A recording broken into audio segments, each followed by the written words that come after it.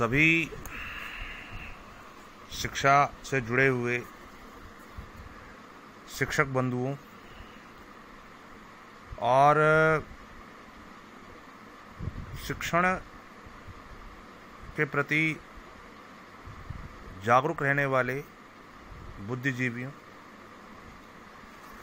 आज भारत सरकार ने जो नई शिक्षा नीति 2020 की जो बात चल रही है और उसका जो 108 पेज का जो उसकी गाइडलाइंस जो मैंने पढ़ी है, उसके आधार पर जो कुछ निचोड़ निकला है, उसमें कुछ पॉजिटिव चीज़ें हैं, कुछ नेगेटिव हैं। वो इस वीडियो के माध्यम से मैं रखने का प्रयास कर रहा हूँ, जितना मेरे समझ में आया है। आशा करता हूँ कि आप लोग भी इसको समझ सकें। तो मैं बात करता हूँ 2014 की। 2014 में बीजेपी के मैनिफेस्टो में, जिसे चुनावी घोषणा जब पत्र होता है, उसमें एक नई एजुकेशन पॉलिसी के बारे में बात की गई थी। और उस समय मानव संसाधन मंत्रालय जो हमारा है, उनमें उसकी जो वो थी श्रीमती स्मृति ईरानी जी और सुब्रमण्यम जी उसके चांसलर थे। तो उस समय 7 मई 2016 को उन्होंने एक रिपोर्ट पेश की थी नई शिक्षा नीति के लिए और उस पर अपने सुझाव मांगे थे। और वो सजेशंस ज़्यादा नहीं चल पाया कोई अनेक पॉलिटिकल कारणों से। लेकिन उसके बाद फिर न्यू कमेटी एक बनाई गई थी। ये कस्तूरी रंजन जी हैं, ये इसरो के अध्यक्ष भी रहे थे और इस कमेटी में 9 मेंबर थे और उन्होंने ये ड्राफ्ट पेश किया था 2019 में अपनी पॉलिसी में, 2019 में नई शिक्षा नीति के लिए। अब ये नई शिक्षा नीति है क्या, इसके भी थोड़ा इतिहास में अगर हम जानना चाहेंगे तो भारत में अभी तक जो है पहले जो शिक्षा नीति लागू हुई थी 1968 में, जिस समय की प्राइम मिनिस्टर थी श्रीमती इंदिरा गांधी जी, और दूसरी जो शिक्षा नीति आई थी भारत में वो 1986 में, और जिसमें कि प्राइम मिनिस्टर थे राजीव गांधी जी। बीच में 1992 में इस शिक्षा नीति में एक नया संशोधन करने का प्रयास किया गया था 1992 में, जब भारत के प्रधानमंत्री थे पीवी नरसिम्हा राव जी। उसके बाद आज 34 वर्षों के पश्चात ये जो है नई शिक्षा नीति 2020 में जो है ये लागू हुई। अभी बात रखी गई है 2022 में ये पूर्ण रूप से लागू होगी, क्योंकि अभी तो कुछ कोरोना संकट काल का भी समय चल रहा है। अब इसके कस्तूरी रंजन इस समय जो इसरो के अध्यक्ष थे वो है, इन्होंने जो है, मैंने जैसे बताया अभी पूर्व में कि उन्होंने जो है 26 जनवरी 2019 में इन्होंने अपने एक ड्राफ्ट रखा था और उस ड्राफ्ट में इन्होंने इस नवीन जो शिक्षा नीति जो है उसके परामर्श को रखा था। और ये 26 जनवरी 2019 से 31 अक्टूबर 2019 तक ये कमेटी चली थी। इसका जो ऑब्जेक्टिव बताया गया है इसमें कि इस जो नई शिक्षा नीति है उसका उद्देश्य क्या है। तो सबसे पहला उसके उद्देश्य की अगर हम बात करेंगे तो पहला उद्देश्य था कि शिक्षण की जो क्वालिटी है, improve the quality of the education, माने शिक्षण की गुणवत्ता का में सुधार करना, वर्तमान जो शिक्षा प्रणाली है उसकी गुणवत्ता में सुधार लाना। और दूसरा क्रेडिबिलिटी ऑफ एजुकेशन, माने जो शिक्षण है, जो शिक्षण हमारा वर्तमान जो शिक्षण है वो कितना आउटपुट देने वाला, मतलब क्रेडिटिव, मतलब कितना क्रेडिट गेन करने वाले जो शिक्षा हो। क्योंकि अभी आपने देखा होगा कि हमारा जो भारत का जो शिक्षण है विकसित राष्ट्रों की अपेक्षा, तो विकसित राष्ट्रों में जो है जो एजुकेशन है वो सेल्फ एम्प्लॉयड बनाता है स्टूडेंट्स को। मतलब इतना क्रेडिट, मतलब जितना पढ़ता है उससे ज़्यादा आउटपुट उसको मिल जाता है। कहने का तात्पर्य ये है। तीसरी बात जो यहाँ पे रखा गया कि जो है 3 इम्पॉर्टेंट्स जो चेंजेस अभी इसमें किए गए हैं, वो 3 इम्पॉर्टेंट्स जो चेंजेस में किए हैं, वो पहला जो चेंजेस है वो चेंजेस है इसमें कि जो MRD, जिसको हम कहते हैं MHRD, मानव संसाधन विकास मंत्रालय, इसका नाम बदलकर अब डायरेक्टली कर दिया गया शिक्षा मंत्रालय, यानी कि इसको जो है उससे हटाकर, मतलब जो लंबन आदेश को जो मिनिस्ट्री ऑफ एजुकेशन का वो रख दिया गया है। ठीक है। दूसरी बात, इसमें जो GDP अभी तक 1.6% इसमें एजुकेशन में खर्च होता था उसको जो है बढ़ाकर 6% कर दिया गया है, जो कि 2035 में उसको 50% तक करने का प्रावधान अभी किया गया है। ये सिर्फ एक अभी डॉक्यूमेंटल है, अभी मैं इसमें ज़्यादा नहीं बोल सकता हूँ, डॉक्यूमेंटल है, लेकिन डॉक्यूमेंट यानी कि कागजी आधार पर जो है ये जो रखा गया है ये बहुत अपने आप में बहुत बड़ा एक कदम है। अब वो फील्ड में कब आता है वो बात की बात है, लेकिन करने का प्रयास तो किया गया। अब बात करते हैं कि ये जो मैं आपको स्ट्रक्चर यहाँ पे दिखा रहा हूँ कि जो मेन जो स्कूल का जो स्ट्रक्चर है, यहाँ पे जो प्रणाली रखी गई है 5+3+3+4 पैटर्न, इसको मैं आपको डिटेल में समझाऊंगा।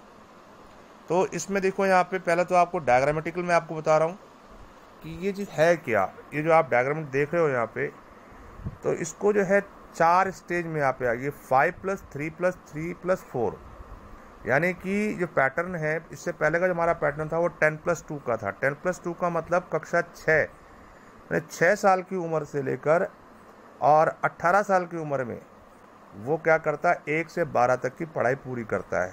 ये है क्या 10+2 में, यानी कि जब आप कक्षा 1 में जब 6 साल की उम्र में आप अपनी पढ़ाई शुरू करते हो तो कक्षा 12वीं तक आते आते आप 18 साल में पूरा करते हो उसको, तो वो 10+2 हो गया। लेकिन ये 5+3+3+4 है।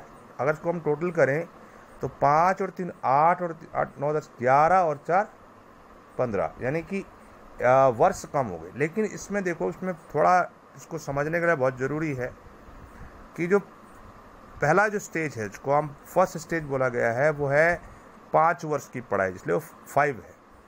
उस 5 वर्ष की पढ़ाई में एक से लेकर 3 वर्ष, 1 से लेकर 3 वर्ष उसको प्री प्राइमरी रखा गया है, प्री प्राइमरी। और 4 से लेकर 5 वर्ष में कक्षा 1 और 2 की पढ़ाई करेगा बच्चा, यानी हो गया ना 5 वर्ष के। यानी जब बच्चा 1 साल का होगा 1 से 3 वर्ष तक का वो प्री प्राइमरी कर रहा है। और कक्षा 4 या 5 में, यानी कि इसकी जो एज होगी, मैं आप एज बता देता हूँ आपको कि जब बच्चा 3 साल का होगा 3 से 8 वर्ष की आयु में उसका ये 5 का पैटर्न पूरा होना है। यानी कि कक्षा जब वो 3 वर्ष का होगा तो कक्षा 1 प्री प्राइमरी की 1 से 3 वर्ष तक नहीं 3 4 5 यानी 3 4 5 साल की आयु में वो प्री प्राइमरी करेगा, जिसमें कि नो एग्ज़ाम, खाली प्ले पैटर्न होगा। ये चाइना में ये जो पॉलिसी है। और इसमें क्या है कि उसके बाद फिर जब वो 3 4 5 6 7 यानी कि 6 साल जब उसका हो जाएगा तो वो चौथी यानी कि पहला जो 5 वर्ष उसका 1 से 5 वर्ष वो प्री प्राइमरी, यानी कि पहले 3 वर्ष, उसके बाद 2 वर्ष में कक्षा 1 और 2, यानी जो फर्स्ट स्टेज है इसको फाउंडेशन स्टेज भी कहा गया है, एडॉप्टिंग जिसको कहा गया है। ये प्ले है इसका, यानी कि इसमें नो एग्ज़ाम है, इसमें कोई एग्ज़ाम होगा ही नहीं उसका। तो बच्चे का को ये जोड़ने के लिए, स्कूल से जोड़ने के लिए बनाया गया है, क्योंकि बच्चे का जो खेल का जो माध्यम है यहाँ पर बच्चा खुलेगा। इसको एडॉप्टिंग कहते हैं इसको। इसमें यहाँ पे लोकल लैंग्वेज जिसे कहते हैं कि इसमें स्थानीय भाषा में उसको पढ़ाया जाएगा, खिलाया जाएगा, ठीक है। इसका एडवांटेज क्या है? एडवांटेज का यहाँ पे कि देखो चाइना यूरोप जैसे बड़े देशों में यहाँ पे इसका फ़ायदा क्या है कि एक तो इसका माइंड जो है डेवलप होगा। यहाँ पे बच्चे का स्कूल के प्रति जो डर रहता है, हम लोग ने भी पढ़ा होगा, तो स्टार्टिंग में ही 3 साल या 4 साल में बस्ते का बोझ मेंटली जो है उसमें काफ़ी फ़र्क पड़ता है। यहाँ पर बच्चे का क्या है, जब नो एग्ज़ाम है, एग्ज़ाम है ही नहीं, यानी कि 1 2 और 3 वर्षों का खेल कूद में जाएगा। चौथे पाँचवें वर्ष में जाएगा तो कक्षा 1 और 2 की पढ़ाई करेगा, लेकिन वो भी कैसे, कोई एग्ज़ाम नहीं है उसमें। तो ये जो आयु है इसकी 3 से 8 वर्ष की आयु में वो फर्स्ट स्टेज यानी कि 5वां जो पैटर्न पूरा करेगा। 5 की बात आता है 3 यानी कि जो दूसरी स्टेज है उसको आप कहते हैं प्रिपरेटरी स्टेज में उससे तैयारी करनी है। तो 3 ये है कक्षा 3 से 5 तक की। अब हमारा बच्चा यहाँ पे कक्षा 3 और 5 की पढ़ाई करेगा, यहाँ से उसकी परीक्षा स्टार्ट हो जाएगी, एग्ज़ाम स्टार्ट हो जाएंगे। यहाँ पे उसकी उम्र हो जाएगी 9 से 11 वर्ष। यहाँ पे लैंग्वेज जो रखी गई है वो रखी गई मदर लैंग्वेज, यानी कि जो उसकी स्थानीय भाषा होगी प्लस राष्ट्रीय लैंग्वेज। तो यहाँ पे थोड़ा सा लॉस यहाँ पर ये है कि इसकी कमी मैं बता सकता हूँ यहाँ पर, क्योंकि यह बात करी गई है इम्प्लीमेंटेशन की, मतलब कि अच्छा क्या है और बुरा क्या है। तो यहाँ पे थोड़ी सी बुराई आ गई है कि जो लैंग्वेज जो बात कही गई कि मदर लैंग्वेज को प्रेफरेंस दिया जाएगा, स्थानीय भाषा को प्रेफरेंस दिया जाएगा और राष्ट्रीय भाषा को, यानी कि बाहर की भाषाओं को नहीं। तो यहाँ पे थोड़ा ना थोड़ा कहीं ना कहीं बच्चा इंग्लिश में पिछड़ जाएगा। वैसे ये होने वाला नहीं, क्योंकि जो अभी यहाँ पे मैंडेटरी कहा गया है इसको, मतलब कि कोई अनिवार्य नहीं। ये भी कहा गया है इसमें कि सरकार ये भी कह रही है कि इसमें अनिवार्यता नहीं होगी। मैंने अगर जो प्राइवेट स्कूल है वो अगर इंग्लिश पढ़ाना चाह रहा है और उसमें अगर बच्चा पढ़ना चाह रहा है तो वो उसको पढ़ा सकता है। तो यहाँ पे अपवाद नहीं होने वाला। अगर इसको अनिवार्य करते तब जाके इसका ज़्यादा लॉस होता है। लेकिन थोड़ा यहाँ प्रॉब्लम ये है कि इंग्लिश में ज़रा बच्चा, अभी चाइना का जो बच्चा है, तो चाइना का जो कर्नल स्टेज का जो पढ़ा लिखा व्यक्ति होगा वो भी इंग्लिश नहीं बोल पाता है, जबकि हमारा भारत का जो बच्चा है वो पढ़ा लिखा भी नहीं होगा लेकिन तब भी टूटी फूटी इंग्लिश बोलता है। लेकिन अगर इसको अगर यहाँ पे अनिवार्य कर दिया जाएगा तो बड़ी दिक्कत हो जाएगी। लेकिन इसमें इन्होंने ऑप्शन रख दिया है कि स्थानीय भाषा और राष्ट्रीय भाषा, और वो डिपेंड करता है कि वो किस पे वो करता है। तो यहाँ पे मैंने आपको 2 स्टेज बता दी। एक है फाउंडेशन स्टेज जो 5 वर्ष की है, उसमें 1 से 3 प्री प्राइमरी और 4 से 5 जो है यानी कि कक्षा 1 और 2 और चौथे और 5वें वर्ष की पढ़ाई यानी कि 2। इसमें कोई एग्ज़ाम नहीं है, बच्चे को कोई टेंशन नहीं है। उसके बाद आता है दूसरी स्टेज है प्रिपरेटरी स्टेज। यहाँ पर 3 वर्ष की पढ़ाई है। 3 वर्ष की पढ़ाई कक्षा 3 की और 5 की। यहाँ पे एग्ज़ाम स्टार्ट हो जाएंगे। उसकी उम्र यहाँ से 9 से 11। इसमें एक चीज़ का ध्यान और रखना है कि एग्ज़ाम स्टार्ट में यहाँ पे क्या है कि मेनली यहाँ पे सिर्फ पेपर से संबंधित नहीं, activity based plus study. Activity based और स्टडी की बात मैं अगर कहूँ तो इसमें स्टडी में क्या क्या चीज़ें आने वाली हैं वो मैं आपको बता सकता हूँ। यहाँ पे वो मैं आगे बताऊँगा आपको चर्चा में, जो सेकंड स्टेज में आपकी है। इसमें बहुत फ़ायदा है। वोकेशनल जो लैंग्वेजेस जो है अब आने वाली है आगे, जिसको हम कहते हैं थर्ड स्टेज, इसको मिडिल स्टेज कहेंगे। थर्ड स्टेज जो मिडिल स्टेज है वो कक्षा 6, 7, 8 की होगी यानी कि +3 में आगे 3 वर्ष की पढ़ाई, ये 12 से 14 वर्ष की आयु में है। इसका एक फ़ायदा आपको मैं बताऊँ, इसमें टीचिंग जो होने वाली है यहाँ, क्योंकि अब एग्ज़ाम बेस हो गया है, इसको आप यहाँ पे एक मिडल स्टेज आएगी, इसको यहाँ पे इंडियन लैंग्वेज को आप प्रेफरेंस देंगे। यानी कि कोई भी भारतीय भाषा जिस राज्य की, अगर उत्तराखंड है तो उत्तराखंड अपनी उत्तराखंडी भाषा से इसको पढ़ा सकता है, पंजाब है पंजाबी में इसमें पढ़ा सकता है। कौन सी स्टेज बता रहा हूँ? थर्ड स्टेज कौन सी अवेलेबल है? मिडिल स्टेज कौन सी होगी? कक्षा 6, 7, 8। तो 12 से 14 वर्ष की आयु जब बच्चे की होगी और कक्षा 6, 7, 8 की पढ़ाई करेगा तो उसको मिडिल स्टेज कहा गया है। उसमें वो भारतीय लैंग्वेज जिस राज्य की है वह राज्य अपनी राज्य की लैंग्वेज में इसको पढ़ा सकता है। ऑप्शन उसके लिए यहाँ पर है। पढ़ाने में क्या है उसका, टीचिंग में जो सब्जेक्ट रहेंगे उसके मेनली जो रहेंगे, नंबर 1 कंप्यूटर कोडिंग करना बच्चा शुरू कर देगा कक्षा 6 से 7 से 8 से। दूसरा वोकेशनल कोर्सेज शुरू हो जाएंगे कक्षा 6, 7, 8 में।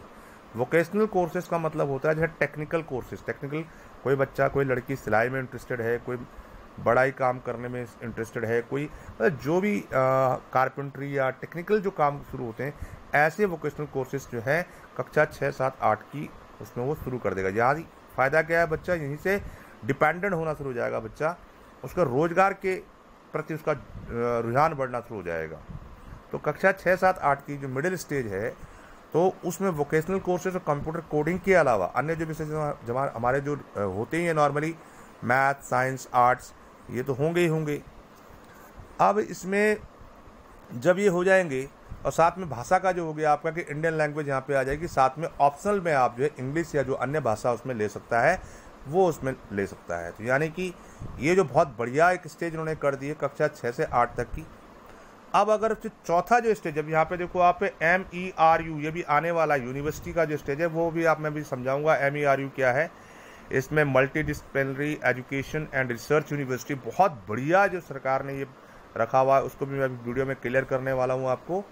तो चौथी जो स्टेज मैंने बताया, अभी चौथी स्टेज में मैं आगे ना, आप देखो +5 में आए 5 वर्ष की पढ़ाई, 1 से 3 प्री प्राइमरी और फिर 2 वर्ष कक्षा 1 और 2, यानी 5 वर्ष पूरे हो गए। फिर 3 +3 में आ गए आपके जो सेकंड स्टेज है, यानी कि जो तीसरी, चौथी और 5वीं वो सेकंड स्टेज की आ गई। वो मैंने बताया स्थानीय लैंग्वेज।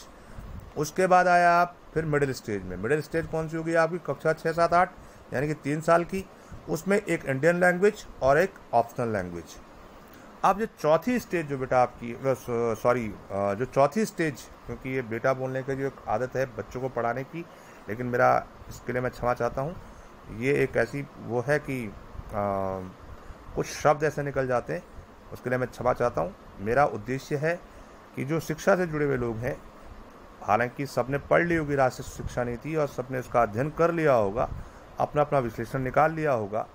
मैंने भी थोड़ा बहुत विश्लेषण निकाला है जिसको मैं प्रस्तुत करना चाह रहा हूँ अपने हिसाब से। यहाँ पे देखो चेंजेस फॉर टीचर्स भी हैं, एनसीईआरटी ने कुछ चेंजेस किए हैं, वो भी मैं आगे बताने वाला हूँ कि क्या क्या इसमें चेंजेस किए हैं। अब सेकेंडरी स्टेज की जो मैंने बताई आपकी, वो सेकेंडरी जो लास्ट स्टेज जिसे मैं कहता हूँ, चौथी जो स्टेज हमारी है, जो 5+3+3 आप समझ चुके होंगे, 5 वर्ष, यानी कि पहले 3 वर्ष प्री प्राइमरी, अगले 2 वर्ष 1 और 2 कक्षा, फिर +3 में तीसरी, चौथी, पाँचवीं, सेकंड स्टेज। तीसरी स्टेज मिडिल स्टेज बोली मैंने, उसमें क्या बोला मैंने, छठी, सातवीं, आठवीं, 3 वर्ष। अब रह गए आपके 4 वर्ष, ये बहुत समझना जरूरी है। तो जो चौथा स्टेज आपका है उसको हमने सेकेंडरी स्टेज कहा गया है। ये आगे 4 वर्ष की पढ़ाई है, 15 से 18 वर्ष की आयु की बच्चों के लिए, वो कक्षा 9, 10, 11 और 12 ये करेगा। अब इसमें क्या क्या चेंजेस आया, ये बहुत इंपॉर्टेंट है समझने के लिए कि अभी तक हम क्या करते थे कि 10 के बाद जो है क्या है, 11वीं में आर्ट साइड और साइंस साइड और कॉमर्स वगैरह इसमें स्ट्रीम सिस्टम होते थे। लेकिन अब क्या होगा कि कक्षा 9, 10, 11, 12 ये 4 वर्षों का एक सेमेस्टर सिस्टम हो जाएगा। इसमें 6 माह का सेमेस्टर होगा, यानी कि 4 वर्षों का हो गया 8 सेमेस्टर, माने 1 वर्ष का 2, तो 4 वर्ष का 8 सेमेस्टर में ये कंप्लीट होगा पूरा। और इसमें फॉरेन लैंग्वेज को जोड़ा जाएगा। फॉरेन लैंग्वेज में वे कोई चाइना या कोई रशियन, कोई अमेरिकन, कोई जर्मन, ऐसी कोई भी फॉरेन, किसी भी फॉरेन लैंग्वेज को ले सकता है।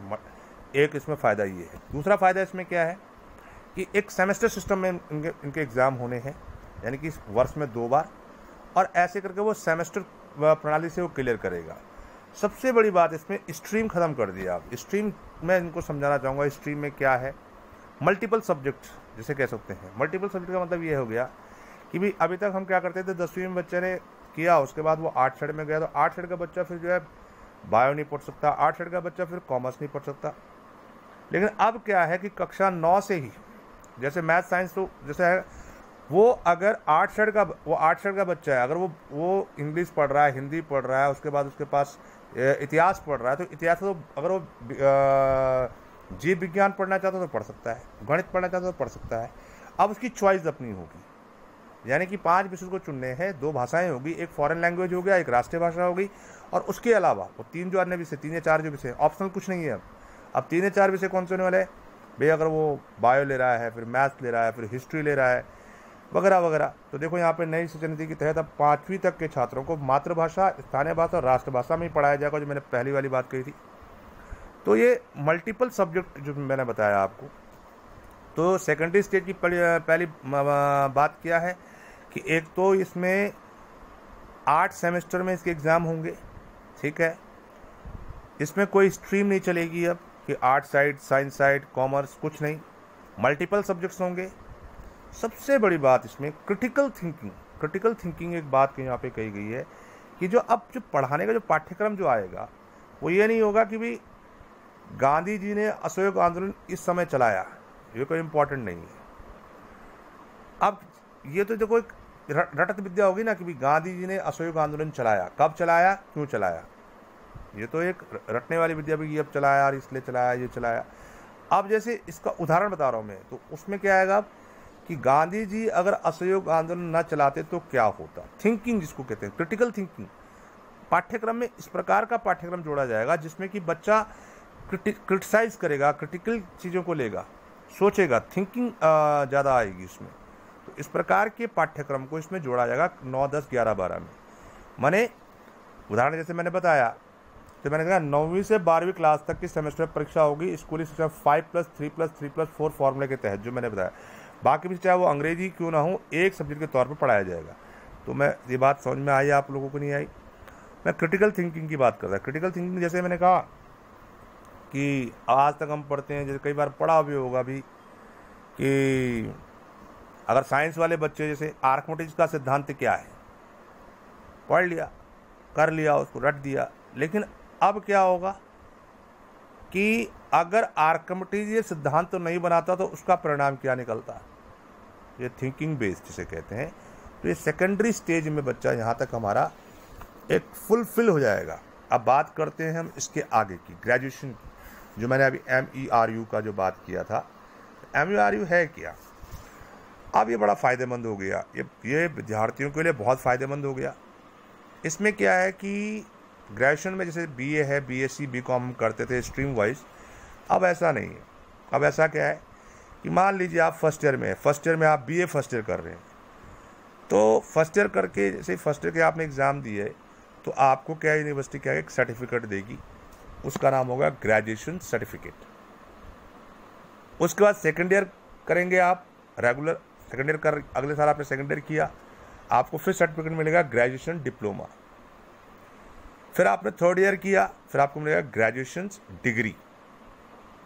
फिर आप फोर ईयर चौथे ईयर में करोगे तो करेगा ग्रेजुएशन रिसर्च, यानी कि 4 साल की पढ़ाई है ग्रेजुएशन की। इसमें फ़ायदा क्या होने वाला, देखो नुकसान ही लग रहा होगा कि भी अब पहले 3 साल की भी होती थी, अब 4 साल का भी होगा, नहीं ऐसा नहीं है। अब क्या होगा, इसमें फ़ायदे की बात मैं पहले बात कर रहा हूँ।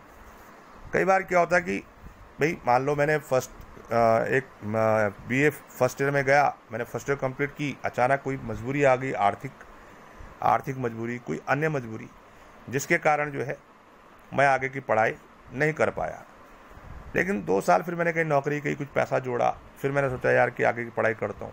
तो आज तक तो ये था कि भी अगर मैंने 1 साल पढ़ाई किया और उसके बाद मैंने छोड़ दिया, 3 साल बाद फिर मैं फिर पढ़ाई करूँगा तो फिर मुझे फर्स्ट ईयर में जाना पड़ेगा। लेकिन अब नहीं, तो फर्स्ट ईयर का सर्टिफिकेट आपको मिल चुका है, ग्रेजुएशन सर्टिफिकेट। अब 2 साल बाद आप सेकंड ईयर कर रहे हो तो आपको 2 साल बाद सेकंड ईयर में एडमिशन मिल जाएगा, वहाँ का ग्रेजुएशन डिप्लोमा का सर्टिफिकेट मिल जाएगा आपको। फिर आपको कुछ गैप ले गया, फिर गैप मिल गया, फिर आप थर्ड ईयर में जाना चाहते हो, थर्ड ईयर में चले जाओगे, ग्रेजुएशन यानी कि री एंट्री वाला जो सिस्टम हो जाएगा। अब बात आती है जॉब की या जॉब कॉम्पिटिशन की। तो जॉब के कहते हैं कि भाई जब ग्रेजुएशन कंप्लीट होती है तभी हम जॉब के लायक होते हैं। तो जॉब में क्या होगा कि 3 ईयर डिग्री, जो आपको मैंने कहा ना कि फर्स्ट ईयर डिग्री में सर्टिफिकेट, दूसरे में डिप्लोमा और तीसरे में डिग्री, वहाँ पर आप जॉब इम्प्लीमेंट हो जाएंगे। लेकिन जो चौथी वो जो जॉब को नहीं लेगा और थर्ड ईयर के बाद फोर्थ ईयर भी पढ़ाई करेगा, उसको क्या डिग्री मिलेगी, ग्रेजुएशन रिसर्च। तो उसको क्या फ़ायदा होने वाला है कि जब वो PG जाएगा तो PG में उसको सिर्फ 1 साल की पढ़ाई करनी पड़ेगी। किसको, जो ग्रेजुएशन 4 साल की करेगा, यानी कि अपने आप ही हो गया, पहले ग्रेजुएशन 3 साल की और PG 2 साल की, तो 5 साल। यहाँ पे ग्रेजुएशन में वो first year, second year, third year, fourth year करता है तो PG में उसको एक ईयर करना पड़ेगा। और अगर वो graduation first year, second year, third year ही करता है तो PG उसको 2 साल करनी पड़ेगी। तो ये इसका फंडा है। उसके बाद जब पोस्ट ग्रेजुएशन मैंने बताया ना कि भाई 1 साल का कौन करेगा, जो 4 साल BA करेगा, और 2 साल कौन करेगा, जो 3 साल BA करेगा, यानी कि जो डिग्री लेगा वो PG 2 साल की करेगा, जो रिसर्च लेगा वो जो है 1 साल करेगा। उसके बाद MA, जैसे मान लो मैंने BA किया 3 साल, मैंने BA 4 साल कर दिया, तो BA 4 साल में मुझे क्या है, पोस्ट ग्रेजुएशन MA 1 साल करना पड़ेगा। और उसके तुरंत बाद मुझे अब क्या है, उसके बाद मुझे क्या करना पड़ेगा कि मैं MPhil नहीं करूँगा, डायरेक्टली PhD करूँगा, और PhD वही 4 साल की। तो यहाँ पे फ़ायदा क्या मिल गया बच्चे को, सबसे बड़ा फ़ायदा क्या मिल गया कि जो गैप आता है बीच में पढ़ाई का, देखो मेरे बात वगैरह, आर्ट्स का छात्र बायो की पढ़ाई कर सकता है, मतलब अब वो नहीं है, स्ट्रीम सिस्टम नहीं रहेगा। ये बहुत बढ़िया एक सरकार कदम उठा रही है। और यहाँ तक मुझे लगता है कि आप लोगों को मेरी बात समझ में आ गई होगी। जो ग्रेजुएशन का जो फंडा है वो बहुत ईजी हो चुका है। यानी कि सबसे बड़ा फ़ायदा ये हो गया कि जो गरीब स्टूडेंट्स होते हैं, जो कहीं दूर दराज से पढ़ने आते हैं और किसी कारणवश वो अपनी पढ़ाई पूरी नहीं कर पाते हैं, फर्स्ट ईयर किया, पैसे की कमी आ गई, फिर छोड़ दिया, फिर कहीं नौकरी करने, छोटी प्राइवेट नौकरी करने लगे, लेकिन फिर लगा कि यार पढ़ना है, तो फिर से उनको रिपीट करना पड़ता था। लेकिन अब रिपीट ख़त्म हो जाएगा। एक और फ़ायदा कर दिया कि कॉलेजों में एडमिशन लेने के लिए अब एक इक्वल इवैल्यूएशन एग्ज़ाम प्रक्रिया से उनको गुजरना पड़ेगा। मैंने अब ऐसा नहीं कि वो साइंस में जा रहा है तो उसको साइंस का एग्ज़ाम देना पड़ेगा, या आर्ट्स का है तो आर्ट्स का एग्ज़ाम देना पड़ेगा, ऐसा नहीं है। एक कॉमन जिसे कह सकते हैं, उसको हम इसमें यूज़ करेंगे। अब आता है, देखो अब बात करूँगा लास्ट में इसकी कि कुछ सकारात्मक और कुछ नकारात्मक बातों के बारे में यहाँ बोलना चाहूँगा जो मुझे समझ में आया। सकारात्मक चीज़ें पहले बात करूँगा कि इस पॉलिसी की सकारात्मक चीज़ें क्या है। नंबर 1, जीडीपी में जो 1.6 का जो था वो 6% का जो प्रावधान रखा वो बहुत बढ़िया है। क्योंकि अब तक जो है अगर पॉलिटिकल वे से अगर देखा जाए तो देखो कंप्यूटिंग कोडिंग कक्षा 6 से ही शुरू हो जाएगा कंप्यूटिंग कोडिंग। तो मैं बात कर रहा था पॉजिटिव चीज़ों की। तो जीडीपी जो 6% जो अब सरकार प्रावधान रख रही है, आज तक शिक्षा में इतना खर्चा नहीं किया गया। 1.6 का जो है खर्चा है जीडीपी का शिक्षा में, क्योंकि आज तक की राजनीति जो है शिक्षा को कभी महत्व नहीं दिया गया। इसको वोट बैंक कहेंगे चाहे कुछ कहेंगे, लेकिन अब जो नई नीति जो बन रही है इसमें एजुकेशन को बहुत वो कर रहे हैं। तो एक अच्छी बात है कि एजुकेशन में जो जीडीपी का जो 6% में खर्च होगा। दूसरी बात, स्कूल फीस अब जो है चाहे वो प्राइवेट हो चाहे वो गवर्नमेंट हो, उनके लिए एक क्राइटेरिया बनेगा। एक्स्ट्रा फीस वो नहीं ले पाएगा, एक फीस का एक निर्धारित ढांचा बनेगा। वो आगे क्या बनाता है वो भी क्लियर नहीं है, लेकिन जो प्राइवेट स्कूल वाले हैं उनके लिए भी एक निश्चित अनुपात में फीस का स्ट्रक्चर सरकार बनाएगी, उससे ज़्यादा वो नहीं ले सकती। ये भी एक बहुत अच्छी बात है। वोकेशनल कोर्सेज को स्टार्ट किया जाएगा। इसमें मैं आपको पॉजिटिव चीज़ें बता देता हूँ आपको रिजल्ट का, कि जो रिजल्ट आएगा बच्चों का, देखो रिजल्ट में बहुत अच्छी बात मैंने कही है। रिजल्ट कैसे आएगा बच्चों का, रिजल्ट जो बनेगा बच्चों का वो किस पर डिपेंड करेगा, वो 4 चीज़ों पर डिपेंड करेगा। ये बहुत मुझे अच्छी चीज़ इसमें लगी। एक, बच्चे के मार्क्स, वो तो हर जगह हर साल ही होते हैं। Number 2, self evolution assessment. देखो अभी आ गया, अब स्टूडेंट को एमफिल नहीं करना होगा, एमए के छात्र सीधे पीएचडी करेंगे। अभी मैंने आपको समझाया पीजी की प्रक्रिया। अब सेल्फ इवैल्यूएशन जो मैंने कहा, जो मैं बात करता रिजल्ट की, तो एक तो मार्क्स को प्रेफरेंस देंगे। Number 2, self evolution. Self evolution क्या होगा, इसका असेसमेंट जिसे कहते हैं कि बच्चा स्वयं मूल्यांकन करेगा अपना, कि मैंने ये कैसे किया। उसके भी वो क्या देगा, कोड डिकोडिंग देगा। फ्रेंड, एक नया इसमें फंड आया कि भी जो क्लास के जो बच्चे हैं वो एक दूसरे का मूल्यांकन करेंगे। इससे क्या होगा कि पर बच्चा अपनी पर्सनालिटी को जो है सकारात्मक उससे ले जाएगा। क्यों? क्योंकि उसे लगेगा कि अगर मैं गलत व्यवहार करूंगा तो क्या है, मेरे जो स्टूडेंट मेरे साथी स्टूडेंट है वो मेरे को गलत कोड देंगे या गलत ग्रेड देंगे। एक इसमें भी ये बहुत अच्छी बात है कि भाई स्टूडेंट आपस में क्या करेंगे, एक दूसरे के साथ गलत व्यवहार को नहीं करेंगे, तो क्या है बच्चा सकारात्मक व्यवहार में जाएगा, ये फ़ायदा उसको मिलेगा। चौथी चीज़ है टीचर भी अपग्रेडिंग करेगा। तो टीचर भी करेगा इस बच्चे का जो है व्यवहार कैसा है, उसका कैसा, उस पर भी होगा। ये 4 चीज़ों को उसका रिजल्ट का आधार बनाया जाएगा। किसका? मार्क्स का, बच्चे का स्वयं मूल्यांकन का, उसके साथ के बच्चों का एक दूसरे का मूल्यांकन, और टीचर्स के द्वारा मूल्यांकन। तो 4 चीज़ों का मूल्यांकन। अब इसमें एक चीज़ और मेरे को सकारात्मक लगी कि यहाँ पे सरकार फॉरेन यूनिवर्सिटी जो हमारी है, विदेशी यूनिवर्सिटी जैसे ऑक्सफोर्ड है, कैम्ब्रिज है, तो इसमें सरकार ने जो टॉप 50 जो यूनिवर्सिटी है वर्ल्ड की, उनको यहाँ पर जो है वो परमिशन दे रही है कि वो भारत में अपनी इंस्टीट्यूट को खोल सकती हैं। ये मनमोहन सरकार ने भी स्टार्टिंग की थी, लेकिन उस समय सरकार ने 50% सिक्योरिटी का प्रावधान रखा था कि पहले 50%। अच्छी बात थी कि सिक्योरिटी मांगी थी, क्या भरोसा कल वो खोलते हैं यहाँ पर और हमारा सारा फीस अपने देश में लेके जाते। लेकिन अब जो है सरकार ने क्या किया है कि जो वर्ल्ड की टॉप 50 यूनिवर्सिटी हैं वो यहाँ पे बिना किसी सिक्योरिटी की अपनी यूनिवर्सिटी यहाँ पे खोल सकती हैं। उससे फ़ायदा क्या होने वाला है कि जो भारत की टॉप मोस्ट यूनिवर्सिटी हैं उनसे उनको एक अच्छा कॉम्पिटिटर मिल जाएगा और वो भी अपने अच्छा से अच्छा गेन करने का कोशिश करेंगी। चौथी चीज़, डिपार्टमेंट में बांट दिया गया, 4 डिपार्टमेंट कर दिए जाएंगे पूरे इसका एनसीईआरटी का। एक सिलेबस करेगा, एक सिलेबस तैयार करेगा पूरे सब चीज़ का सेंट्रलाइज। ये स्टेट और अब स्टेट नहीं करेगा, तो सेंट्रलाइज हो जाएगा पूरा। तो सिलेबस, उसका इंफ्रास्ट्रक्चर कैसा होना चाहिए, फीस का स्ट्रक्चर एक डिपार्टमेंट ये करेगा। एक डिपार्टमेंट की टीचर्स के क्या वैल्यूएशन होनी चाहिए, टीचर किस प्रकार के होने चाहिए, क्या उनकी वैल्यूएशन होनी चाहिए। और अगला डिपार्टमेंट रिजल्ट, मार्क्स वगैरह वगैरह वगैरह। तो इस प्रकार 4 डिपार्टमेंट मिलकर काम करेंगे सेंट्रलाइज से। और टीचर्स के लिए 4 ईयर की एक ट्रेनिंग होगी, 4 ईयर का बीएड होगा। उसमें टीचर को बताया जाएगा किस प्रकार जो है, देखो कॉलेज में संगीत, कला, साहित्य पढ़ाया जाएगा, ये भी एक अनिवार्य विषय कर दिए जाएंगे। इसमें कुछ नेगेटिव चीज़ें भी आ रही हैं। नेगेटिव चीज़ जैसे मैंने आपको बात करी थी कि इंग्लिश का, क्योंकि जब हम इसमें बात करते हैं सेकंड स्टेज में, तो सेकंड स्टेज में जब कक्षा 3री और 5वीं तक जो बच्चा पढ़ रहा है, वहाँ पर लैंग्वेज की जो बात आई थी, स्थानीय भाषा को पढ़ाना, नेशनल लैंग्वेज को पढ़ाना, लेकिन वहाँ पे कहीं ना कहीं इंग्लिश को शॉर्टेज किया। लेकिन ये समझने वाली बात है कि वहाँ पे सरकार ने अनिवार्यता नहीं की हुई है, ये एक बात समझने की। लॉस तो है, लेकिन क्या अगर यहाँ पे कल सरकार अनिवार्यता करती तो लॉस होता है, क्योंकि बच्चा फिर अंग्रेजी पे चढ़ जाएगा। यहाँ पे थोड़ा हल्का सही लगा। दूसरा नकारात्मक चीज़ मेरे को जो लगी, वो जो सेंट्रलाइजेशन की जो बात कर रहे हैं कि जो भी मैंने बात करी कि भी जितनी भी जो एनसीईआरटी या जो भी है वो सब मिनिस्ट्री ऑफ एजुकेशन के अंडर में आ जाएगी। मिनिस्ट्री ऑफ एजुकेशन ही जो व्यवस्था बनाएगी, जो पाठ्यक्रम निर्धारित करेगी, जो फीस, जो टीचिंग का, जो रिजल्ट्स का, जो सारी एक पॉलिसी एक केंद्रित हो जाएगी, तो वहाँ पर कहीं ना कहीं संघात्मक व्यवस्था को चोट पहुँचेगी। संघात्मक व्यवस्था का मतलब यह है कि स्टेट गवर्नमेंट, पहले क्या था, स्टेट गवर्नमेंट भी अपनी पॉलिसी रखता है, सेंटर भी रखता है, लेकिन अब जब सेंट्रलाइज हो जाएगा तो संघात्मक व्यवस्था कहीं ना कहीं वहाँ पे थोड़ा सा इसमें अपवाद पैदा हो सकता है।